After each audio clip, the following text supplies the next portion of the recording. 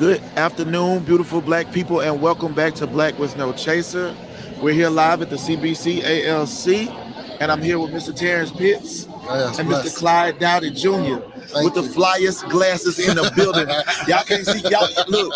I don't know if the cameras are nice, but I don't know if they're picking up the flyness. I mean, it's two tones to them, dog. They know. That's all I'm trying to say. Hey, that's cool, man. That's all I'm saying. Listen, it's nice to meet you, brothers. Nice to meet you as well. Can you tell us a little bit about y'all have been here at the CBC today talking about initiative that y'all have been working on. Can y'all give us some insight on that initiative? So absolutely. My name is Terrance Pitts. I'm the founder, co-owner of Pitts and Push Sports Talk Radio, also the owner of Pitt Sports Zone, Bowie TV Sports. And, you know, my heart, my passion has always been HBCUs. You know, I'm from Pittsburgh, Pennsylvania. It's actually similar to what Mr. Doughty Jr. shared on our show, is that in New York, he really didn't know or understand or get the full bearing of what an HBCU was. And me being from Pittsburgh, I was never told about an HBCU. I was told I can go to the Pitt, Penn States, Robert Morris, Duquesne's, etc. But I was never guided towards an HBCU. It wasn't until I moved here that I realized and I understood, like, wow, like, this is something bad for us, like, you know, and it was important. And the sad part about it is to think now, once I learned about an HBCU, was the fact that we, at one point, had to go to HBCUs because we couldn't go to PWIs. Right. So it was a shock for me. And once I learned about them, and I went to Bowie State, you know, a passionate to get in that, being a resource for other kids who were like me, didn't know, you know, didn't have that resource or that connection. So that's big on me to make sure that all kids, wherever they are, they understand what an HBCU is, the misconceptions about HBCUs, the culture, how rich the culture is, understanding that you can get the same education that you can get at Ohio State, that you can get at North Carolina, Duke, etc. You can get at Bowie State, at Winston-Salem State, you can get at Jackson State, you can get at Howard, and so forth and so on. So it's important to be in control of our own story and stop letting people who never attended an HBCU, because they understand the power behind it. So if that power was to get free, and if everybody was to be a part of that power, like, okay, now you're taking away from PWIs, because now we understand that we actually have the power to bring that enrichment to our own institutions. Thank you for that. And Mr. Doughty, I would like to have you jump in. You know, following TP here, he just laid it out very eloquently. I mean, just looking at Think Black, I mean, that's what we have to do more of it, and invest in ourselves and not let anybody deny us the opportunities that are supposed to be under the Constitution, what they try to suppress and take away from us. That's what HBCUs were founded with, because we couldn't go to the PWIs, like Terrance said. That's what folks like Earl Monroe, Cleo Hill, Dr. Lindsey Hunter.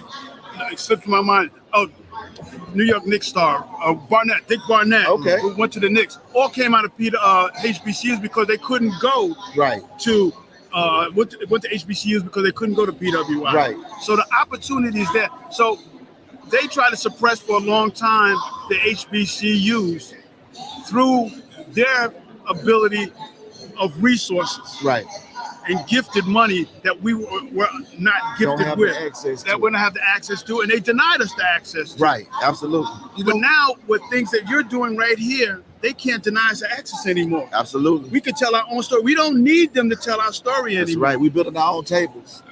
Build our own tables. We're building our own platforms. We're building our own folks. You look at the black people that are in here today, involved, socializing, spending money, networking with each other. This is what it's all about. I want to talk to y'all more about resources. I understand that there was a pretty substantial and significant donation that just came in on a new gym at Bowie State University. Can y'all give us some insight on that, on the contributor and how that came about? The Durant Foundation. Mama Durant, Kevin Durant, and all the people that work in the foundation got together with our basketball coach and some folks. Instead, we want to invest in the HBCU. As a native of Washington, D.C., born in Washington, D.C., growing up in the Prince George's County, he said, this is the place that I want to invest my money in, after playing at Bowie State University as a young boy. So it was a natural for him, as his mother would say. What we've done at Bowie State University attracts a lot of individuals, and he wants to be part of that. So when we talked about this $500,000 donation, how are we going to manage it? I failed to talk about earlier is that it's just not the basketball court. A lot of that money is going towards scholarships also too. It's going to other enhancements that the student athletes and the student body are going to able to realize in an aspect of them in their development. So it's been a wonderful opportunity, and that's only the seed that has been planted and is starting to germinate with the foundation. Other folks like Byron Allen who are coming to the table now with his HBCU Go and has struck a deal with our conference to have media rights for 10 years so we can once again tell our story. That's so amazing. Those are the kind of things that are happening. That's amazing. And the reason why it is so amazing that y'all are telling the stories is because I've heard so much about what it's like to have to come and play at Bowie. Like literally, people don't know that many of the NBA players in the NBA today, a lot of them come from Maryland, the Baltimore area, the DC area, like more per capita than any other state, more than New York, more than Chicago, more than LA. And a lot of people don't know that, but Carmelo has played in the Bowie gym. Yes. You got Michael Beasley who's played over there. Yeah. You got Kevin Durant. You got the kid who went #1 is playing for the Orlando Magic right now. That all played over there. Right. You had the one that went to DeMatha that got drafted. Right. Exactly. I know you're referring to. So it's really cool to know that there's a history attached to what Kevin Durant and his mother and the Durant Foundation are invested in, and the fact that, like you said, we're telling our own stories and we're building our own platforms, and now we are getting the resources that our schools deserve in order to be able to do that. But see, the thing about it is, so we may be getting resources, but it's not what it should be, though. Yeah. Right. But the thing about the story is that it's a rich history, right? The history is rich when it comes to HBCUs. And what the Durant Family Foundation did was plant a seed that in hopes other individuals or other celebrities, other alum, whoever it is, who didn't go to an HBCU, because remember, Kevin Durant went to Texas. Right. He didn't go to Bowie State. Right. So the fact that you have, a person of his stature donating to a university he didn't go to an HBCU, it will hope set a trend to other individuals that have a heart that loves to give. Why not? Yeah. HBCU. Why not Bowie State? Yeah. Why not Fayetteville State? Why not North Carolina Central? You know what I'm saying? It's so much rich history out there. And that's why I was saying their names too. That's why I said if you played at the court, come, you know what I mean? And when you look at that rich history in the CIAA tournament itself, the economic impact that it's had in Charlotte, it has had in Baltimore, those things people are invested in that, and it brings back folks year after year. It's a family reunion at that CIAA tournament, that week-long event. I was going to ask you two questions.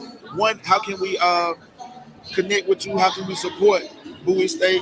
And the program that y'all got going, and also how can we find it and follow you? Really quick, bsubulldogs.com. Bite down. We're there. You can go under the website. You can tell how to support us, donate, be in our booster club, our corporate sponsors. See me, Clyde Doughty Jr., C. Doughty, DOUGHCY at bowiestate.edu. Hit me up, I'll hit you right back. Bowie.